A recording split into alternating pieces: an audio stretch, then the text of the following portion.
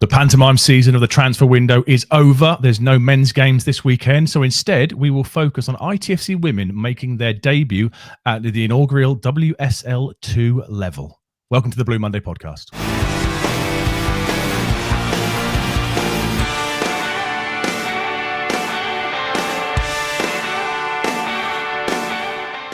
Welcome to the Prematch Show. For those of you watching on YouTube, you can probably guess the subject content given the screen, as always, has been flipped around. And we're going to be discussing ITFC Women this week as it's the launch of the inaugural WSL 2 division, which is the old championship in old money. And joining me is the ITFC Women aficionado amongst the Blue Monday team. He's had to do the research this week for a change. Rich Woodward, how are you doing, mate? Good, mate. My. How the turns table. So, yes, looking forward to sitting back, basking in the warm glow that is women's football and the great resurgence it's had after the Euros. As you say, this kind of rebranded WSL 2.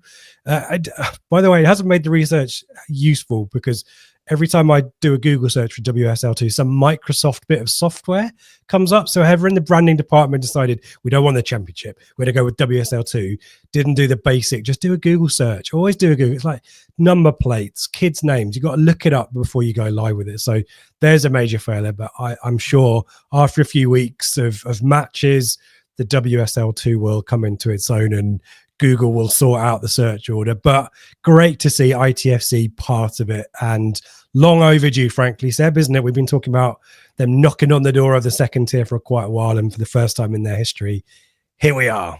Massively so, yeah, absolutely stellar campaign last year. What we'll do is we'll do it slightly differently. Normally we obviously have a few quizzes, a few bits of fun, then we do the opposition kind of review before we finish on town and stuff, but this time we'll flip it around. We'll start with Ipswich this time because a lot of people obviously will want to know how we strengthened over the summer, how we're going to play, who the key players are going to be for the forthcoming season. Then we'll do a little bit on Southampton and then maybe finish with a bit about the league in general because it's new territory for all of us, so a little bit of information about the key teams to watch, the promotion, the relegation spots, etc. So we will still keep some of the things in place as normal. I have got a lineup quiz for you, which I'm going to throw at you. So good, there'll be very poor clues coming from me if I'm being honest on that one. So we'll see how you do and see if you can get it better than you normally do.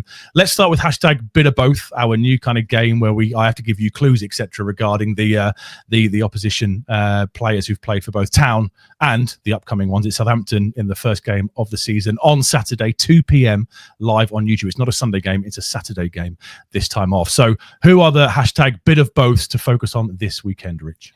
I didn't double check the other way around, but I'm pretty certain there's no ex-ITFC in the Southampton ranks anymore, but certainly in the Ipswich Town ranks, both in the dugout and on the pitch, we've got some interest there. Assistant manager Lauren Phillips joined the club partway through the season from Southampton.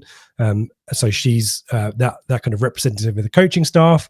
And well, we'll talk about the recruitment more, but probably two of the marquee, really exciting signings. I mean, all of them are. We'll talk more about them, as I say, later on, that we've made. The return of Paige Peake, a player I bloody love. Dave Diamond, also a fan of cultured centre-back, made her return. And Rhianna Dean, striker, came in the summer, both with Southampton links. So there you go. A little bit of stoking up this rivalry. It's worth noting that in their promotion seasons and the seasons before, frankly, before Southampton disappeared, there was a little bit of animosity there. There was a little bit of a fearsome rival, I should say, rivalry, and it'll be interesting to see if it's rekindled at the weekend with players who've got a point to prove, shall we say, on Saturday.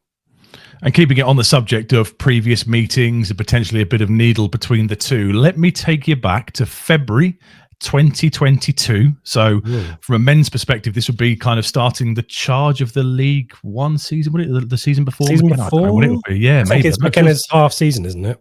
That's it. Sorry, 2022 feels ages away. We played Southampton in an FA Cup round tie. It was a 1-1 draw. How good is your lineup knowledge? I think it's a 4-3-3. Okay. Internet and Google and Copilot and AI had it down as maybe a 3-5-2, but a couple of players looked out of position to me. So guess it's a 4-3-3. A couple of familiar names who we'll discuss later on in the show as well, who are still going to feature at the weekend. But let's see how good you are at this one.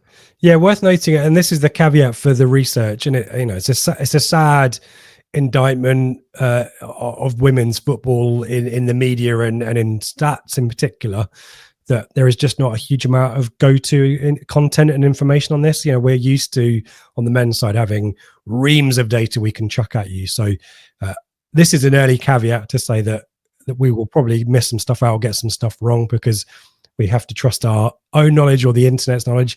I'm actually feeling more confident about this than maybe the men's one said, but only because there's not a huge amount of churn or change in the lineups. And that was a particularly memorable day. What I can say is two players who didn't start, but who stole the headlines. One was Lucy O'Brien, as sponsored by For Another Season by the Blue Monday podcast and Friends of Blue Monday, which we'll talk about later. She scored, I think, the winning penalty, and Izzy Bryant as well came off the bench. Both took a penalty in the penalty shootout and rattled the ball into the net, but they didn't start. So I'm now going to have to just go back on my just Ipswich Town lineup memory. And there are some gaps here, so I'm going to struggle. I would imagine Sarah Quantrill is in goal. Yeah. I would guess that Abby Lafayette was probably at fullback. I would guess left back. Yeah. Paige Peake, already mentioned there, I think she would have played. Yeah. She might have got Sindbind in this one as well. Someone will correct me. I'm sure fellow ITFC women aficionados will correct me, but there was definitely a game where Paige Peake got a sin bin for some dissent. I'm struggling on the other side because I think this is pre-Boswell. Yeah, no. I think it's pre-Waring as well. I might be wrong on that one. Yeah, so I'm struggling with another couple of defenders there. In midfield, I would guess Bonnie Horde would definitely have been in there. Bonnie Esther. And now I'm really starting to struggle because the Peskett probably would have been involved. I'm guessing. No, Sophie Peskett. It didn't start, certainly. Injured, probably. That was her point where she was maybe out with injuries. Obviously, Natasha Thomas, the boat up front. But this is where I'm starting to run out a little bit of names. So you might need to help me with initials. Perhaps that's the way to go about it. I think the central midfielder is still at the club and might well Kyra Robertson. Yep, alongside Bonnie Horde. Yep. You've got Abby Lafayette. The two players who look to be either side are Natasha Thomas. I've got a Zoe Barrett. Okay, yeah, Zoe. She had a mixed spell at Ipswich and went to Oxford and always scored against us. And this summer she signed for Charlton in the WSL too. So we will meet up with Zoe Barrett again. Maddie Biggs. Yeah. Yes. Come on. And then the left back or maybe left-sided attacker was outstanding in the Man City FA Cup game that we went to in January, I thought. And I think she made a certain appearance, maybe 100 or 150th appearance for Town, or maybe more even. We'll probably play at the weekend, left-sided role. Summer Hughes. Yeah. Yeah. And there's a name that just came to me and it's gone now. You've got two more. It's the centre-backs I think you need. Yeah. Oh, okay. Fine. In which case, I'm going to need some help. Lucy Egan. Oh, wow. And Olivia Smith. Oh, Liv Smith. Yeah, okay. They were down as the centre-backs on the lineup thing. Fair enough. Yeah. Wow. Lucy Egan haven't. Yeah, that's a blast from the past. Yeah. Pretty decent. You got at least half of those, and that's quite often better than you get when I throw at you a 2007 random game in the men's team. So as well, but yeah, it was so. Just for those who've only followed the team recently, that 1-1 after Anna Gray came off the bench, I think, and scored what we thought was the winner, and then Kayla. They equalised very late on.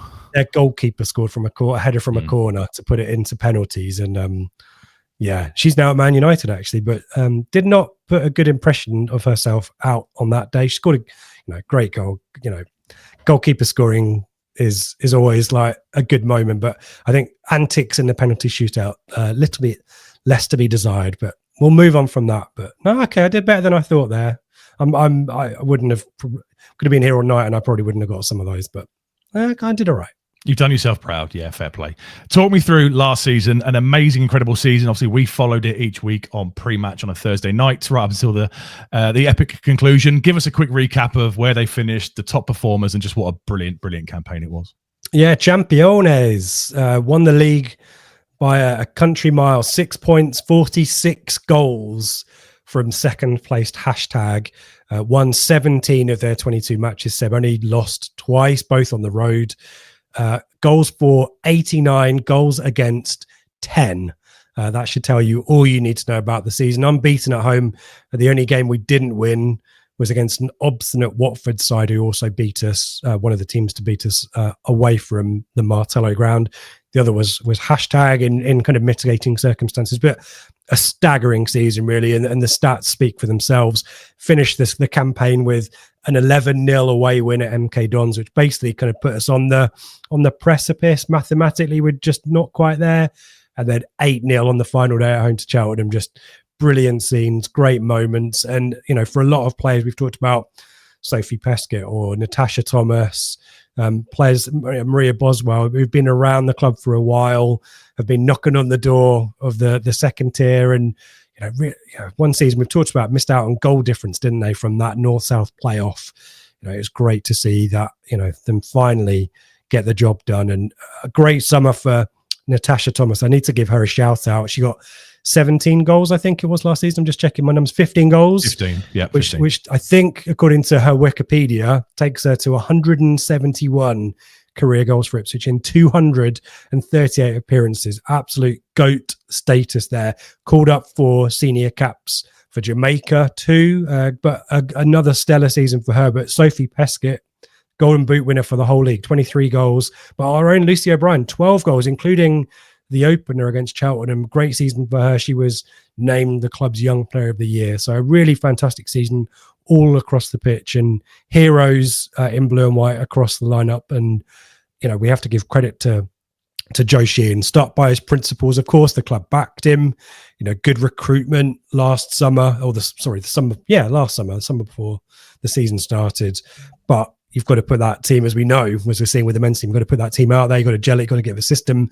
And Joe's been really consistent about his principles, and we play the game the right way. It gives you hope that, similar to maybe Burley's team in 2000, that we acclimatise to the level, at least in the football tactical sense. Physicality is probably the question mark. But, let's not get too far ahead of ourselves. Last season was just an immense time to be an Ipswich Town fan or an ITFC Women supporter. So they will live long in the memory, those days from last season. You just mentioned about the step up, and obviously physicality and pace and power are going to be the key differences. A bit like when the men's team moved up to the Premier League last summer. How have we kind of prepared for it? How have we tooled up for it? Or is it going to be more of a evolution of the squad rather than revolution of the squad? And if I'm right, a couple of familiar faces have come back again? Yeah, physicality is certainly on the agenda for and physical stature for the recruitment.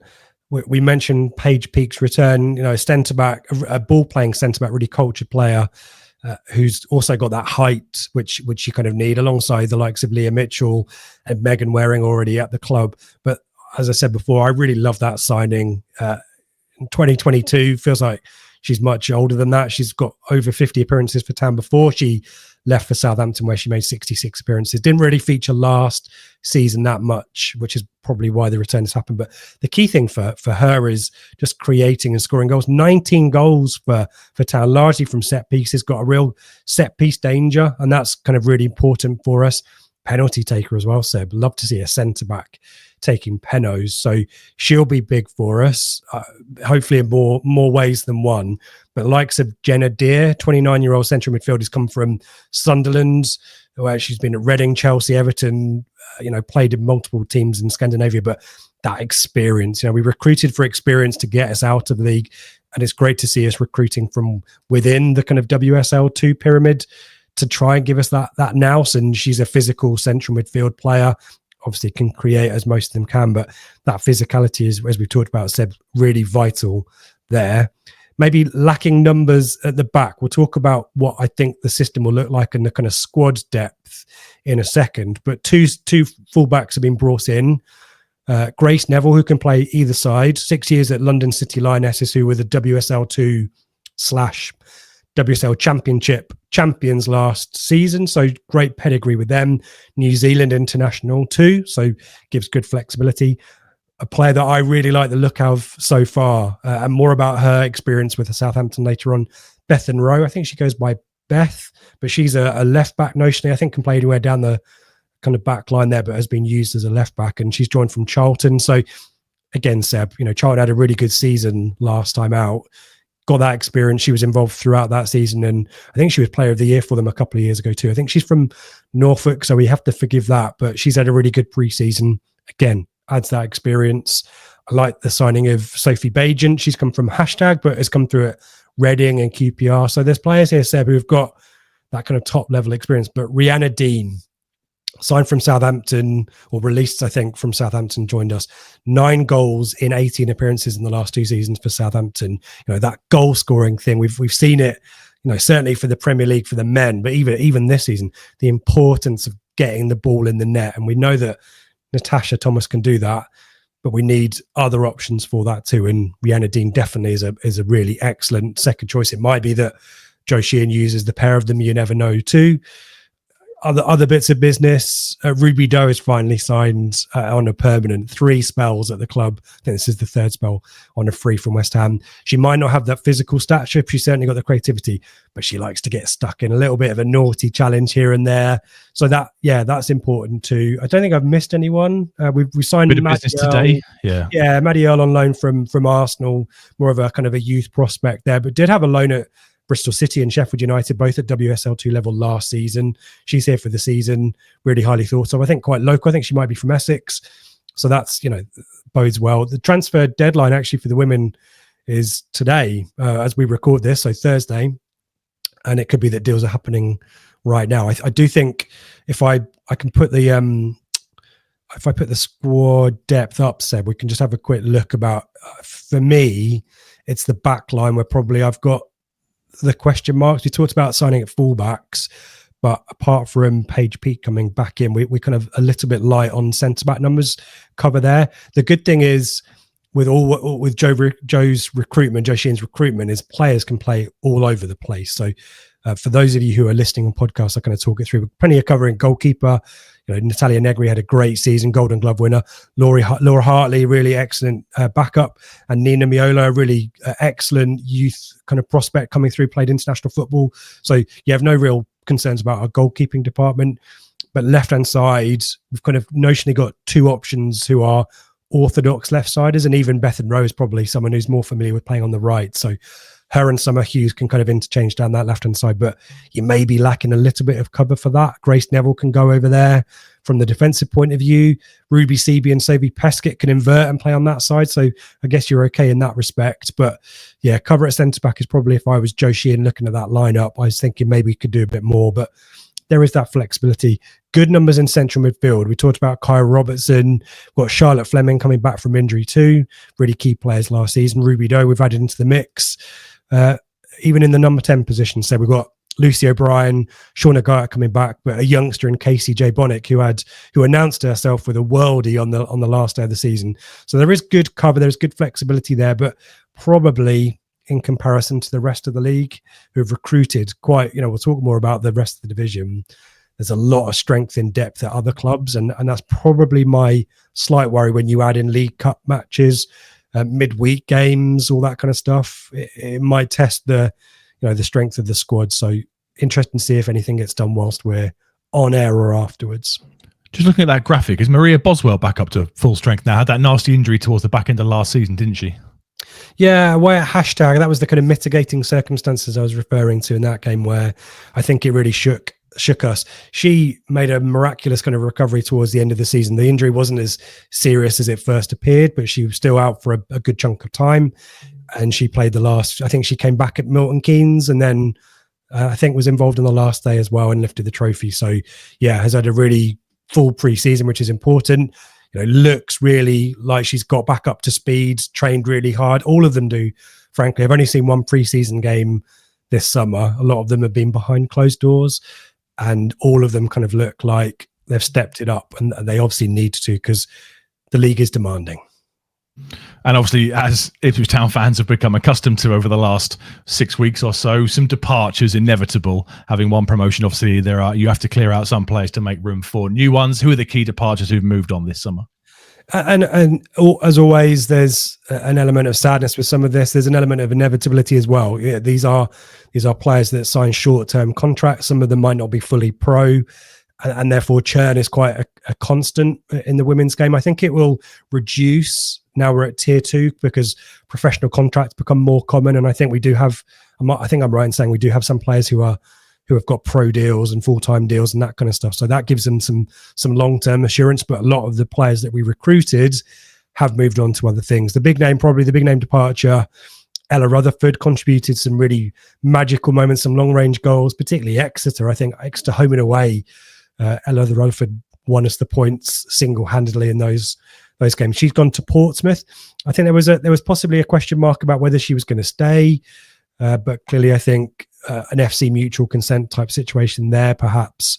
I don't know, but that's probably the one that people are probably the most disappointed about. Maisie Barker is another name that's got a tinge of sadness. She's been, she was a really consistent player for us in the last few seasons, including the last, the promotion campaign at fullback. We spoke to her at the end of the season, and there wasn't really an inkling that was on the cards, but it was sad to see her not retained. She's joined Oxford, so is in a really good position to challenge for the level that ITFC won the league at last season. But other names, kind of Angela Addison, Grace Garrett, they made contributions. Angela Addison obviously scored in the East Anglian derby. Grace Garrett had some real impact from set pieces, the Wimbledon game towards the end of the season. Excellent players, but just didn't really feature week in, week out. Injuries a factor there perhaps too. They weren't retained and they've moved on to Angela Addison actually is at Durham, so she'll face Town this season, and Grace Garrett's gone back down to tier 3 level with Watford. Probably the one that hurts is if there's a few players, youth players and other players who have moved on to Norwich. There's if you are local to the area and you want to play a good standard of football, there's limited options. There's teams in Essex, there's a Sudbury's around.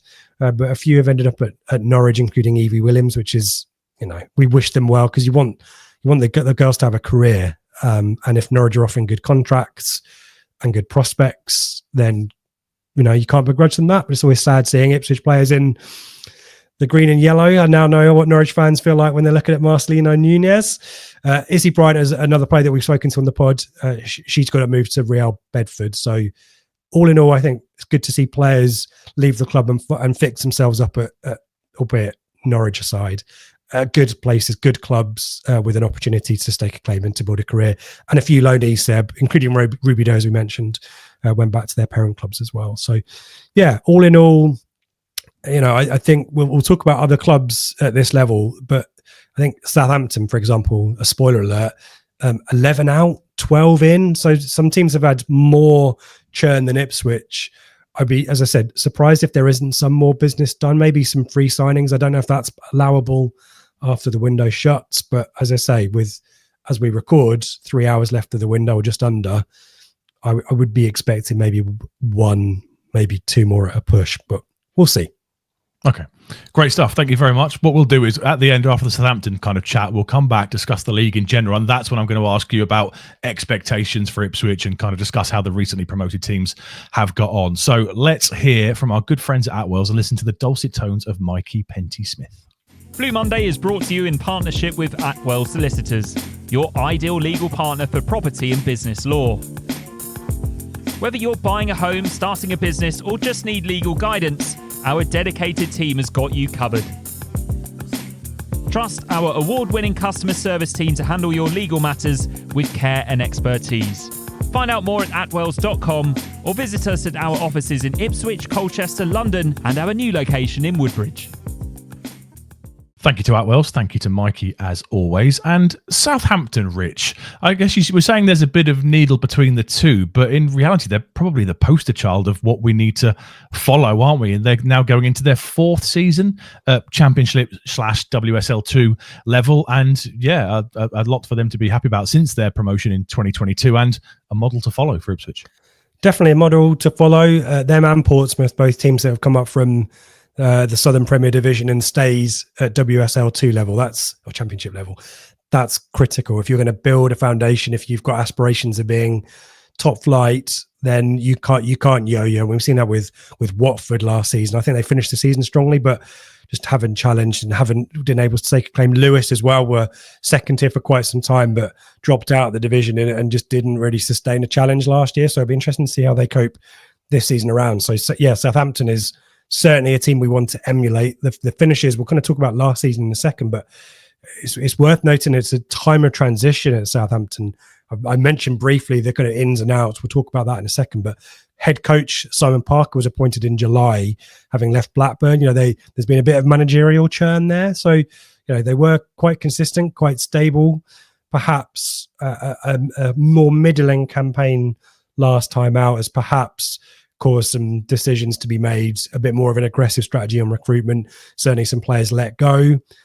Some of which they didn't want to lose, by the way, but it does feel like it's a new look Southampton. And as we're seeing with Kieran McKenna 2.0 at Ipswich, the big question is whether that team can gel. But certainly the pedigree, the nous about the level, there will be much worse teams in the WSL2 than Southampton this season. How did they get on last year? How did they perform in the league? Was a fourth place finish the season before, and then they dropped down to eighth out of 11 last season.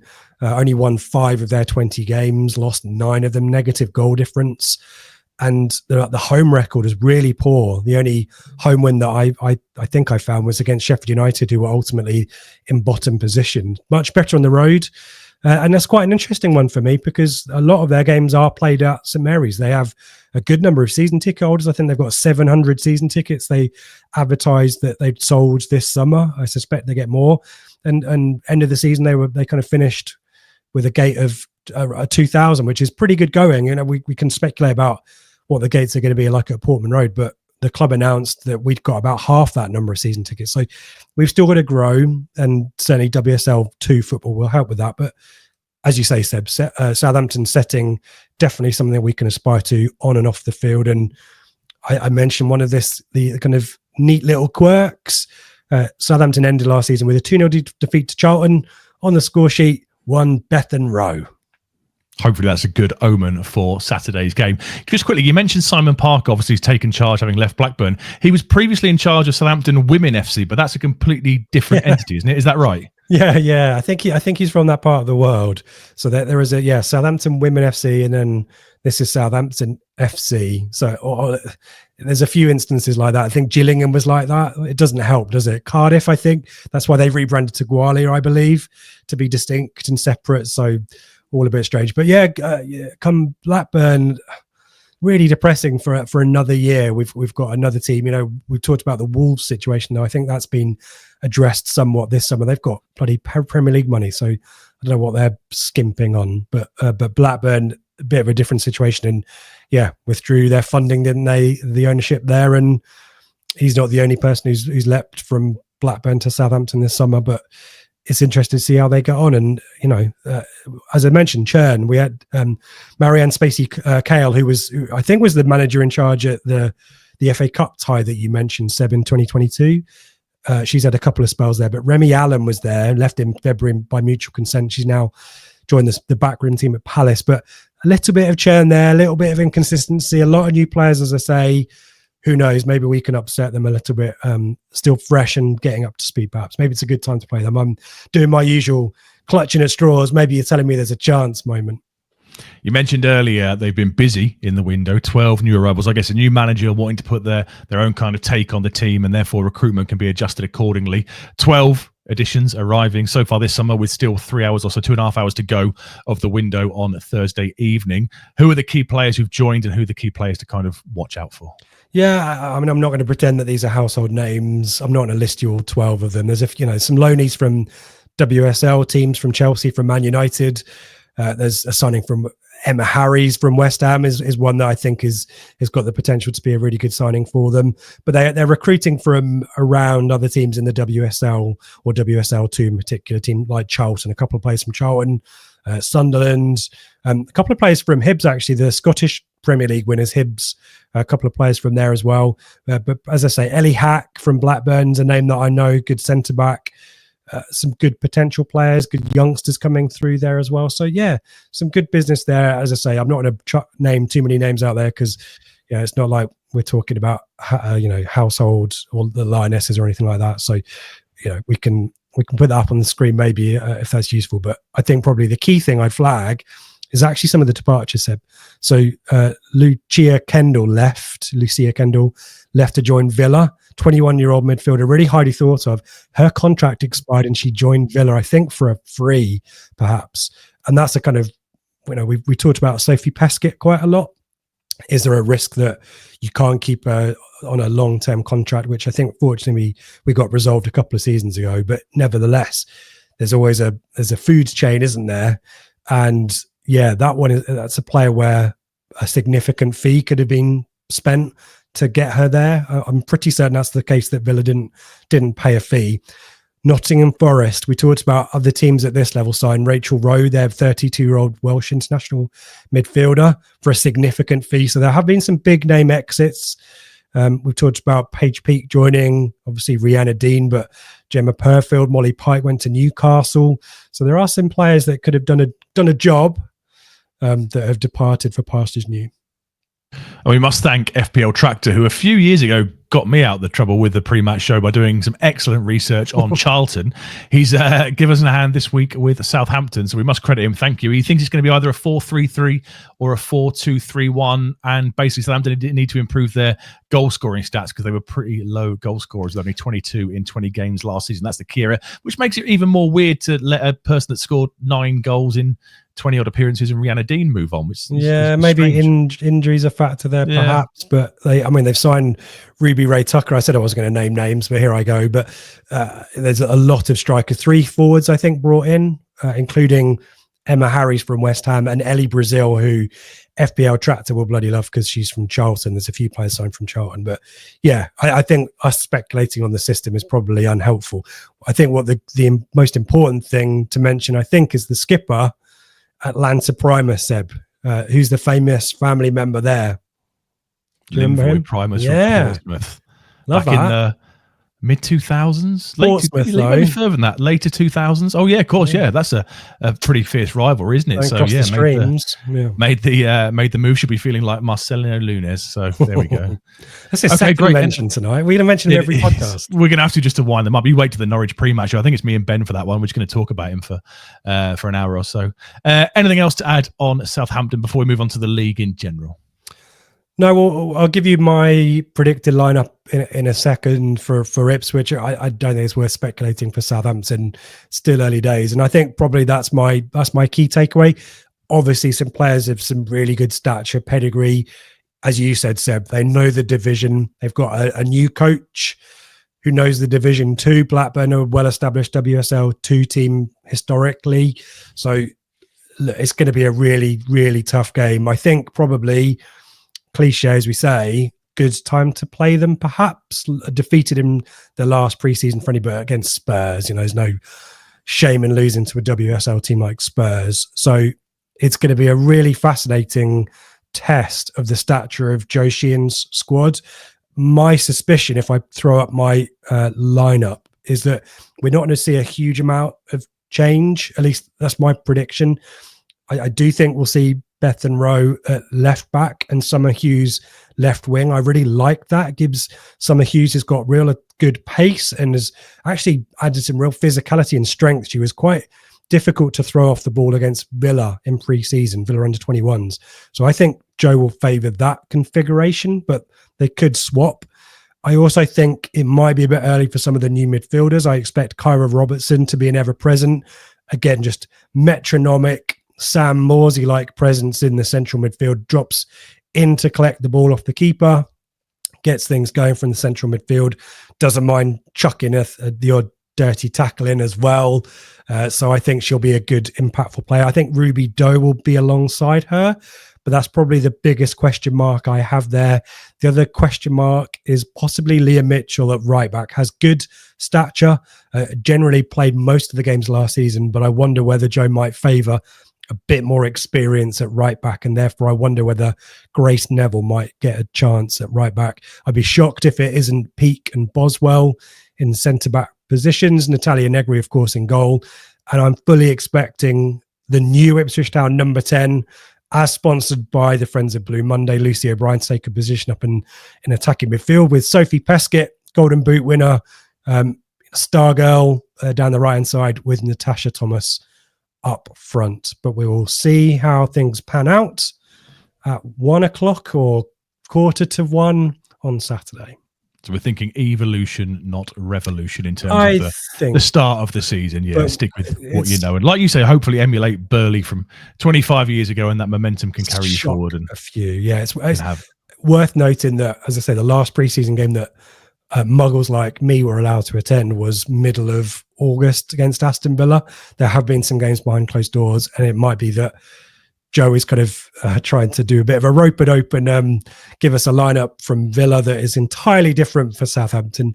We just don't know, but I'd be shocked if the spine of that side isn't what we see, certainly through the middle. And just a very quick mention for Joe, you mentioned him there, going into his 6th, did we work out? 6th, 7th campaign, was it? We were discussing in the green room, weren't we? We think it's the 6th full season. So what an incredible job he has done since taking over at the club. Yeah, a brilliant guy. We've spoken to him a few times on the podcast, and I hope to be able to speak to him again this season too. Just really clever, really astute, always got a strategy, always thinking ahead, but has got this amazing win ratio, as you fully expect. It's going to be really severely tested. It's going to be a real challenge. You know, we got the promotion in the season after the lockdown season, on the basis of points accrued by that point and other variables that were taken into effect. So we kind of got a mathematic promotion, and we really established ourselves really quickly in the tier above. This is going to be a real challenge, and he's you know, the backroom team, the likes of the GM Rachel Harris coming in can only help with that. But Joe's got everyone's full support, certainly here, and I'm sure in the stands at Colchester or Community Stadium, whatever we're going to call it. And we wish him all the very best. 7 seasons. It's great to see, and hopefully, gets us the right side of the line come May. I guess it's May. We'll close off by talking about the WSL2 and its rebrand and how the league works and stuff. But before that, let me do some pluggery. I'm sure I'll miss some and you will kick me underneath the virtual table. But here we go. Blue Monday top tier, our new subscription offer, only $5 a month. You can't buy anything for $5 a month anymore. And the content you get is absolutely epic. There's new podcasts, tactical discussions, blogs. There'll be loads of stuff on ITFC Women throughout the season, exclusive interviews to come. There's kind of a alternative view to the pre-match show on a Friday as well, and all that for only £5 a month. You will see a join now button somewhere beneath where I'm pointing at some point. Click that and that will give you all the details that you need to sign up to become a member of it. Telegram, as always, is still there. Rich waited a whole 3 hours on the transfer deadline day before closing the transfer group and slamming it shut with a load of profanity and various emojis. So obviously get yourselves over there. We still have the general football chat, ITFC chat, ITFC Women chat. It goes on 24/7. The debate never stops in Telegram. So get yourselves over there because that community is really, really starting to grow. Thank you to Atwells, as always, with the mid kind of show intro, mid-show advert. Thank you to One Stop Badges. I was approached by somebody at Preston about badges and I left them in the car again. So I'm very sorry. If I see you at Blackburn, he'll be with me at Blackburn. So I promise I will have some badges with me because he'll remind me. But thank you to One Stop for everything they do. If you need any badges for your company, for your advertising, for everything you need, One Stop Badges. In terms of shows, we've had a bit of a busy week. I don't think poor Joe remembers what it's like to have an evening without doing a podcast, and to be fair, you for that matter as well. We have a deadline day show from last Monday. You can still go and see that with Craig and Joe. The news show from last night, Wednesday night, with Craig and Joe, reviewing the player ratings so far for the month of August and kind of summing up the transfer window as a whole. Flagship will be back on Sunday. We'll do a bit of a kind of assessment of how it's gone so far and a look ahead to September. I think there's a bit of rotation on the flagships. I think I might be appearing this week, but don't let that put you off. And then obviously next week, back to usual, pre-match show for the Sheffield United game will be on Thursday night live, 8 p.m. And obviously there'll be a news show if stuff happens maybe on the Wednesday night, but we'll see. And it won't be long now to the midweek game start, which means we can get some instant match reaction videos coming to you soon as well. Rich, WSL2 rebranded to tie in with the WSL. Obviously, previously the Championship. let me just quickly recap on last season. So you mentioned Sheffield United and Blackburn. For those that don't know, Sheffield United finished bottom of the league with 7 points last season. They were relegated, but Blackburn withdrew from the competition due to financial reasons. So Sheffield United have stayed up. London City were promoted to the WSL. Crystal Palace were relegated into the WSL 2. Birmingham and Charlton kind of finished second and third. So they're the big guns to watch out for this season. There is a bit of a rebrand coming to WSL in terms of 2 promotion spots up. But for us, crucially, next season, it's 1 relegation spot so far. And what is the aim this season? It's simply to be across the line on the final day of the season and then look to build from there, isn't it?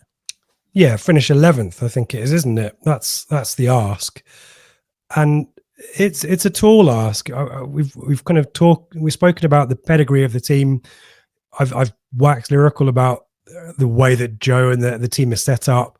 But this is a league of tenured clubs at tier 2 level, and the teams that are coming into it, Newcastle were promoted last season, finished 5th, spent stupid money this summer. Of course they would. They've got Premier League backing.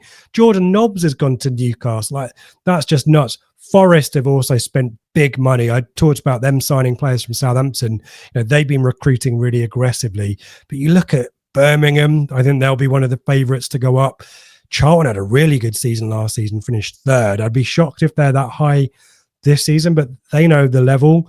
Durham, a team that haven't got an affiliation like London City Lionesses to a men's team, 4th last season. So we kind of underestimate this division at our peril. But there are teams in there that we can get at. Sheffield United finished bottom by a country mile. They were 5 points off Blackburn, who ended up withdrawing from this season's league. Really disastrous campaign for them. They've obviously tried to strengthen, but you'd imagine that we've got an opportunity perhaps with them. Portsmouth haven't been in the division that long, so you'd think maybe we can get at them. There's always a team that has a stinker of a season. So I think if our recruitment pans out, if our physicality is up to it, then the ambition, this long answer to a very simple question, Seb, is 11th, and see what you can do from there. Because I think there was a preview in a Guardian football podcast, I think, or another women's football podcast. Ipswich could finish anywhere, anywhere from 11th to 5th potentially, and that's the potential there. But I would not underestimate the strength of this league and some of the money sloshing around. You've either got teams with money or teams with nous at this level, and the ones that haven't, we need to be big to them, don't we?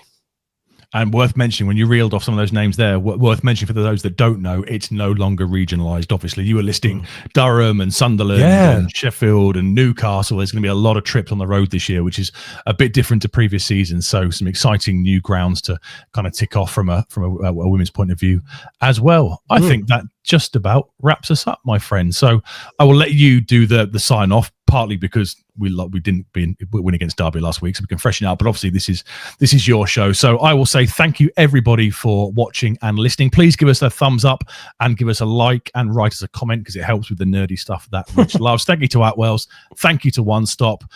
Check out Blue Monday Top Tier, obviously. Usual shows to return next week with pre-match and with flagship at the weekend, etc. And yeah, best of luck to ITFC. It's an incredibly proud moment for the club, making their debut at Championship/WSL2 level. A really deserved kind of reward for the hard work and the effort they've put in for the last few seasons, coming so close on occasions. And yeah, the game is being streamed live on YouTube on Saturday at 2 p.m. So if you can't get down to St Mary's, it is on YouTube. And yeah, what an incredible, proud moment on Saturday afternoon. And Rich, please take us out. Yeah, thank you, mate, for hosting, letting me talk about a topic that I'm very passionate about. You mentioned Top Tier. We will have dedicated women's content going down that Top Tier feed on a kind of a monthly basis, and if more people like that, we'll do more of it.